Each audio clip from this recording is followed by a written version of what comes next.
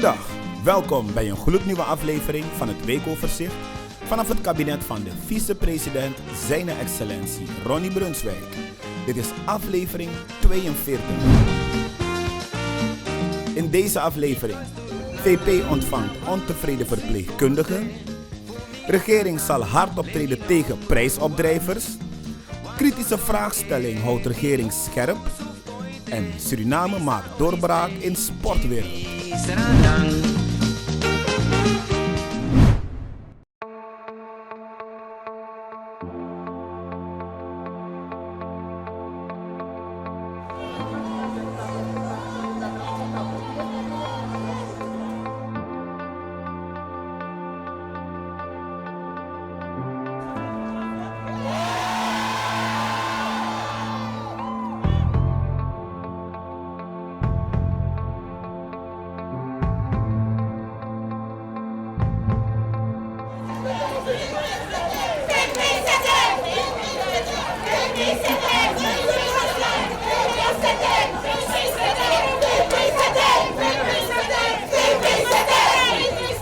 VPO-zitting was de leuze die de menigte scandeerde voor het bordes van het kabinet van de vicepresident.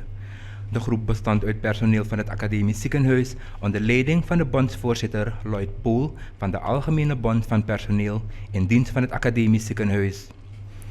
De groep toog op woensdag 23 juni 2021 naar vicepresident Ronnie Brunswijk, ervan overtuigd dat de VP hen kan helpen.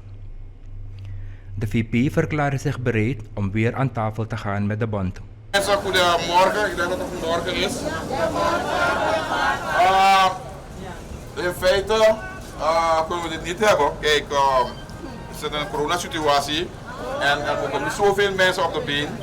Maar toch begrijp ik de situatie, wat aan de hand is. En daarom wil ik heel snel met jullie praten, zodat jullie terug kunnen gaan naar het werk of naar huis.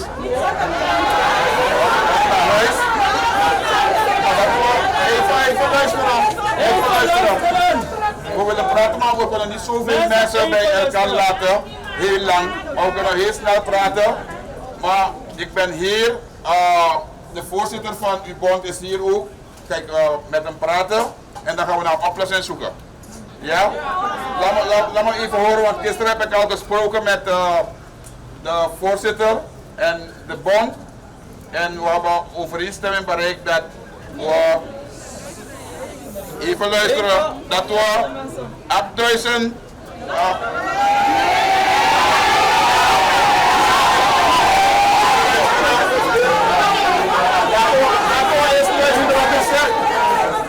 Gisteren hebben we gezegd, laten we beginnen met 8000 en dan zou hij teruggaan naar de leden en dan zouden we vandaag horen of ze dat hebben geaccepteerd.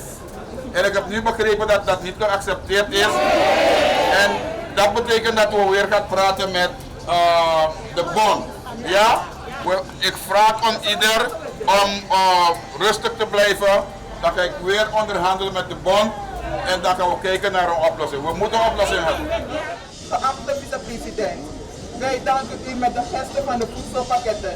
Echter heeft de ALV het voorstel door u gedaan, DD 22 juni 2021 jongsleden, namelijk de afkoop over de dienstjaren 2019 en 2020, voor het bedrag 8000 SRD in termijnen van 4 beginnende vanaf eind juni 2021 afgewezen.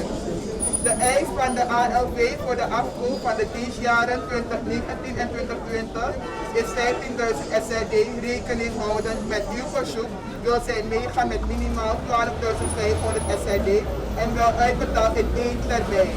Zoals beloofd door de VP kregen de leden van de bond eind juni een bedrag op hun rekening gestort.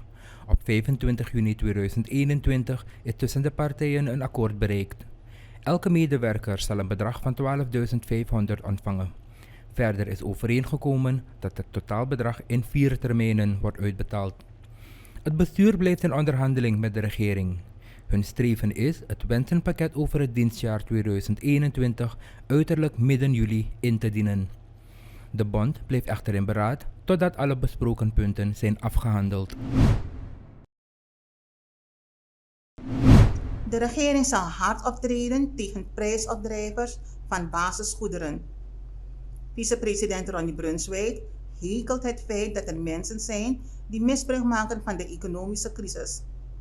Hij vraagt daarom aan handelaren om de goederen te prijzen naar eerlijkheid en redelijkheid. Vele leden van uw college hebben in hun bijdragen gewezen op de heersende armoede in onze samenleving. Ik sluit mij ook niet voor de realiteit. Ik zal de laatste zijn die zal ontkennen dat de financiële economische crisis niet voelbaar is. Ik besef ook dat de mensen het steeds moeilijker krijgen. Ik besef ook dat ze radeloos worden, voorzitter. Maar ik wil de mensen vragen om nog wat geduld te hebben, voorzitter.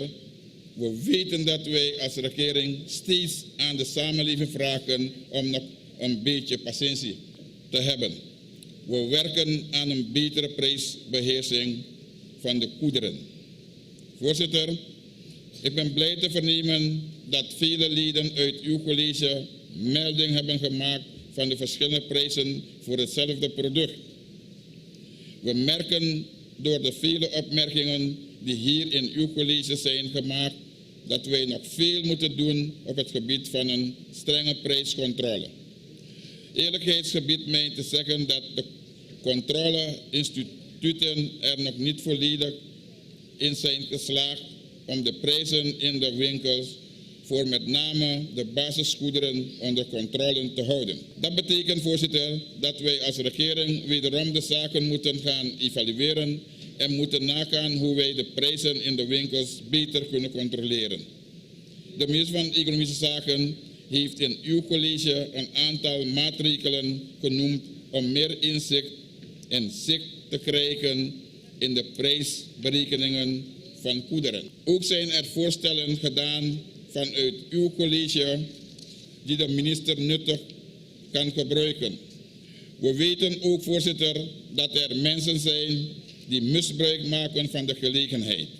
Ik wil vanuit deze plaats de prijsopdrijvers vragen om naar alle eerlijkheid en redelijkheid in goederen te prijzen. De regering zal hard optreden tegen de prijsopdrijvers van basisgoederen. De eerste ronde van de behandeling van het herstelprogramma 2020-2022 en de nota van wijziging staatsbegroting 2021 startte op dinsdag 15 juni. Ik open de openbare vergadering van de Nationale Assemblée van dinsdag 15 juni 2021, uitgeschreven voor 9 uur. En 8:15 hadden we al quorum. Dat is een geweldige prestatie. Vicepresident Ronnie Brunswijk bedankte het college voor de vele kritische vragen. Ik wil beginnen uw geacht college te bedanken voor de vele kritische vragen die zij gesteld hebben aan de regering in de eerste ronde over het herstelprogramma 2020-2022 en de nota van wijziging van de staatsbegroting voor het jaar 2021.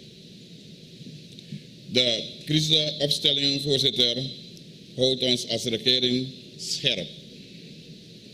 Wij nemen als regering alle vragen, voorstellen en adviezen van beide zijden serieus en zullen daar waar nodig verbeteringen aanbrengen.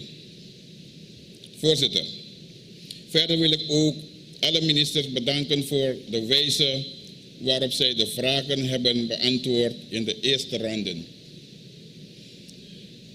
Het zou kunnen, voorzitter, dat misschien niet elkeen van uw college even tevreden is over het antwoord of de benadering van onze ministers. Er komt nog een tweede ronde. Onze ministers zullen dan wederom serieus ingaan op vragen die in de tweede ronde gesteld zullen worden door uw college. Meneer de voorzitter, er is in uw college veel aandacht besteed aan de problematiek van wateroverlast. Dat is te begrijpen.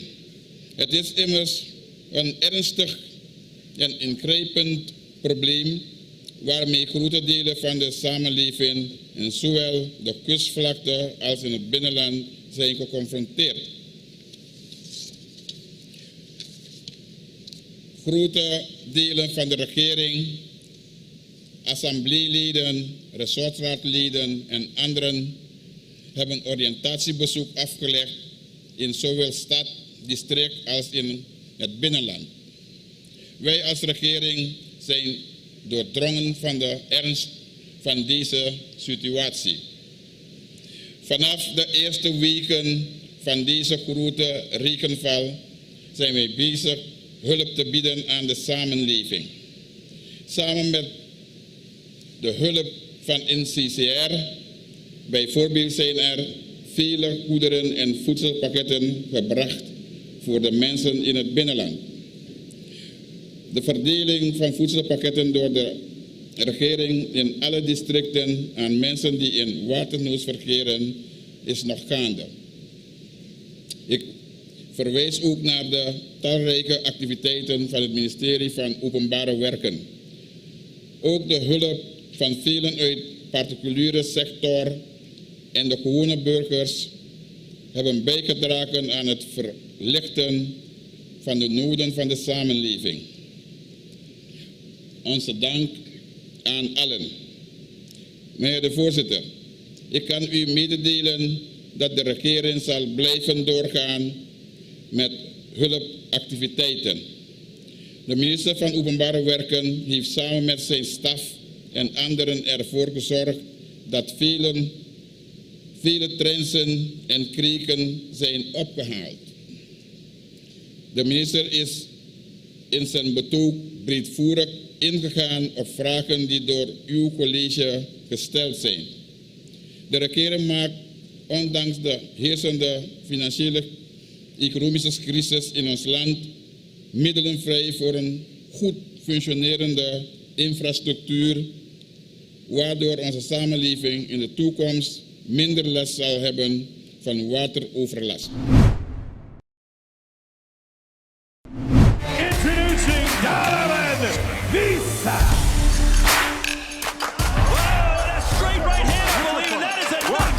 Dat Suriname momenteel een revolutie in de sportwereld doormaakt, geniet de aandacht van elke Surinamer. Op alle gebieden van sport is een doorbraak te merken. Donovan Visa is een Surinaamse kickbokser die momenteel getekend heeft bij Glory.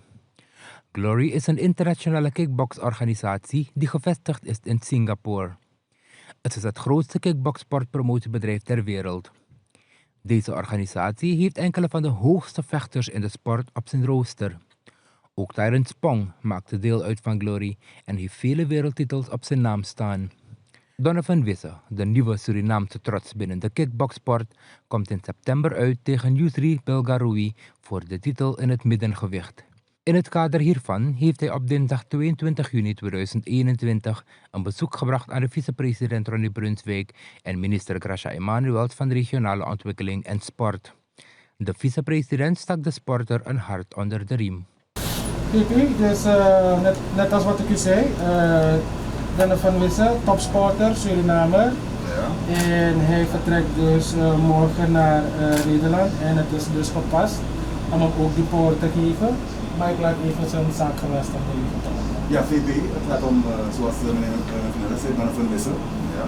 Een hele bescheiden jongen, maar een blauwbron boy, geboren ook aan blauwbron. Ja, Vanessa is nog slaats. RKZ geboren. Zijn vader is zijn vader is Nederlander, zijn moeder is een Creoolse vrouw. Maar Donovan is heel bescheiden opgevoed. Maar het is nu wel zo dat de beste kickbokser van Suriname, Donovan Visa is. En meer nog, in de middengewichtklasse van Glory, want de Moro Biggie Kickbox organisatie naar Grotapu, is Donovan de number 1 contender. En omdat hij een number 1 contender op 17 juli aanstaande vecht hij om de wereldtitel tegen een man uit Tunesië. En ik heb gemeend van altijd dat is wat ik tegen man kom bakken naar de medaille. Dat alles maar een lompet de man met hem dat nee fosa mango, ik kan man konteka a power zodat man kom bakken aan mij kan bel dan als aan de helemaal compleet. Dus morgen vliegt hij om zich dan een maand van tevoren aan bereid te voordat hij.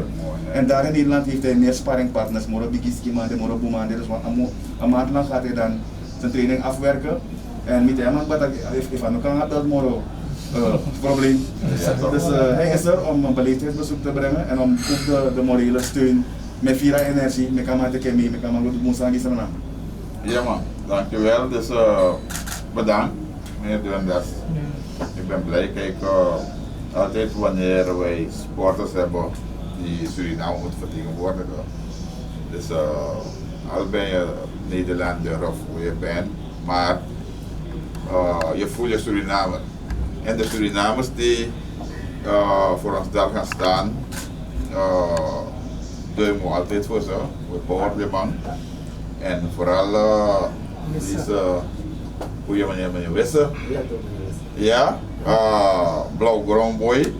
En van hieruit als vicepresident we empower you dat je zelfverzekerd gaat naar Nederland. Waar wordt in Ahoy. En dat je Suriname daar echt gaat verdedigen. Je vertegenwoordigt ons daar, de Surinaamse vlag. Wanneer Biggie Boy of wanneer het nationaal elftal gaat, dan zie je hoe trots we hier zijn. Dus we bouwen mocht er wat zijn, die wil hiervan bijdragen, dan laten we dat horen. Maar in ieder geval, alvast we bouwen en ik ben ervan overtuigd van precies dat de heren mensen dat die van gaan bij en dat we vieren feestjes zo. Ja? Dus in ieder geval, ja, power. Oké, that's it. Thank you, vicepresident, om ons te ontvangen. Ik ben heel erg blij dat ik u eindelijk kan ontmoeten. En met jou hebben we naar Suriname 100%.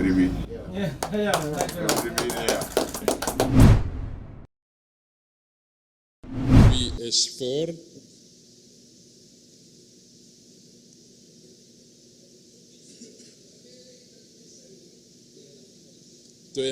Voor, wie is tegen?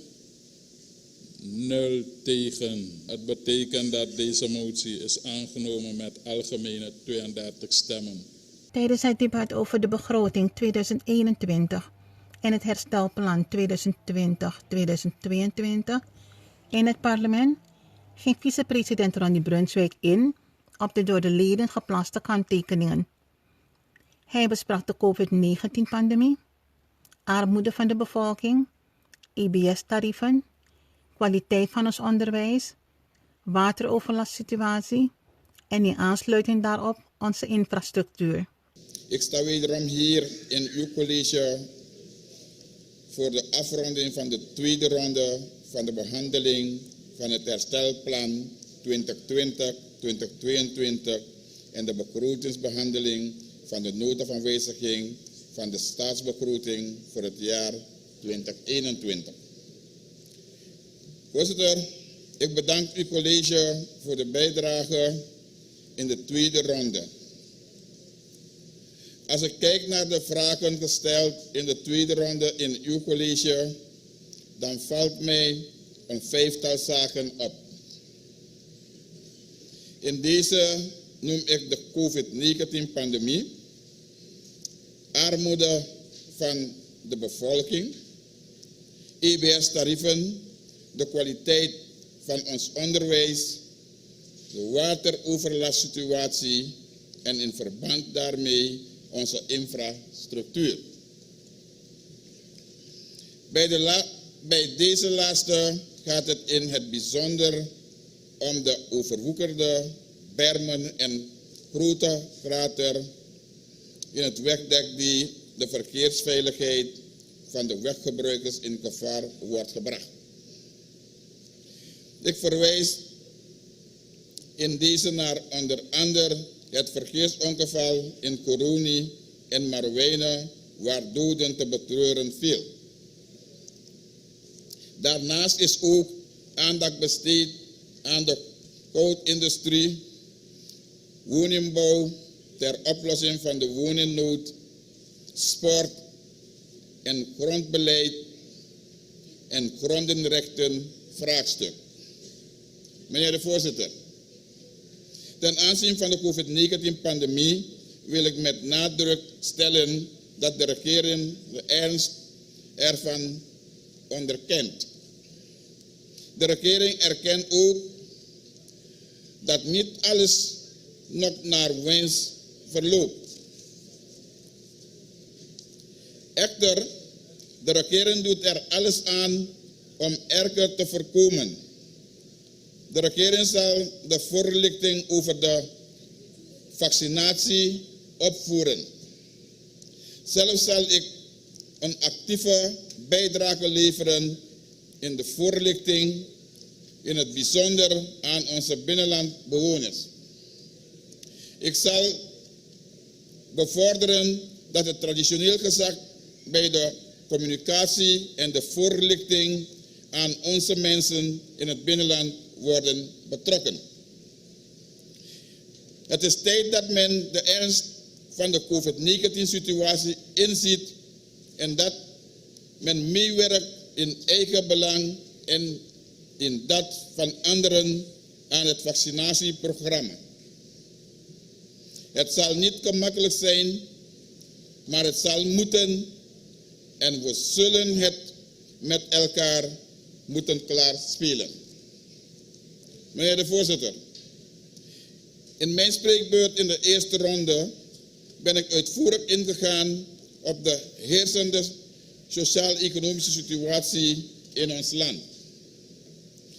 Zoals ik reeds in mijn vorige betoog heb aangegeven, is armoede onder onze bevolking groot. De regering beseft en heeft al in alle toonaarden op de oorzaak van deze onverteerbare situatie gewezen. In overeenstemming met onze verkiezingsbelofte dat wij naar een beter Suriname zouden gaan, besef ik als geen ander dat wij meer dan in de afgelopen maanden het roer moeten omgooien en nieuwe wegen moeten zoeken om deze heersende armoede overal in ons land te lijf te gaan. Meneer de voorzitter, ons beleid van directe ondersteuning van behoeftigen middels voedselpakketten is verantwoord en moet worden voortgezet. Echter, wij beseffen als regering dat daarmee het armoedevraagstuk niet adequaat wordt opgelost. Ik heb echter aangekondigd dat de regering hard zal optreden tegen prijsopdrijvers en dat de prijscontrole geïntensiveerd zal worden. De begroting is aangenomen met 32 stemmen voor en 15 tegen, terwijl het herstelplan met 32 algemene stemmen is aangenomen.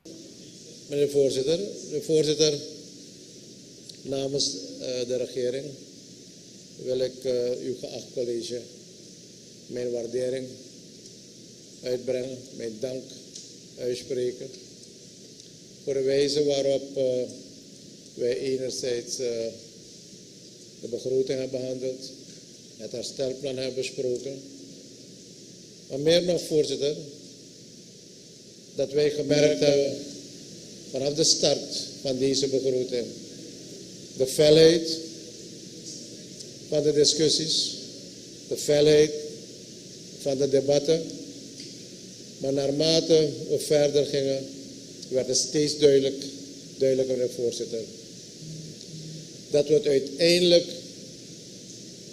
gingen discussiëren over een plan voor een beter Suriname, voor een betere toekomst voor elke Surinamer, meneer voorzitter.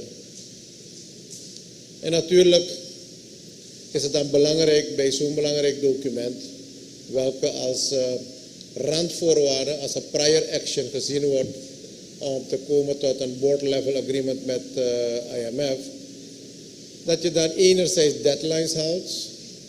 Tegen die achtergrond wil ik mijn dank uitbrengen aan u, voorzitter, en alle leden van uw geacht college voor het maken van die lange uren, die lange dagen, allemaal in nationaal belang om die deadlines te halen, meneer voorzitter. Tweede is, meneer voorzitter, dat we bij het nemen van zo'n belangrijk besluit aan de vooravond staan om een zeer zwaarwichtig, comprehensive programma te gaan uitvoeren voor het herstel van de economie. En dat we daarbij niemand moeten uitsluiten en niemand willen uitsluiten. Meneer voorzitter, en tegen die achtergrond waardeer ik ook namelijk de opstelling van uw geacht college.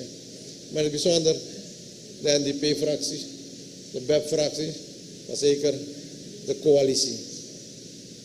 Dat we toch in staat zijn geweest om een goede start te maken bij de uitvoering van het programma. Want daar gaat het uiteindelijk om, meneer voorzitter, een goede start maken. En dat is het weekoverzicht vanaf het kabinet van de vice-president, zijn excellentie Ronnie Brunswijk. Mensen, heb een fijne werkweek. Let goed op jezelf en op elkaar. Tot de volgende.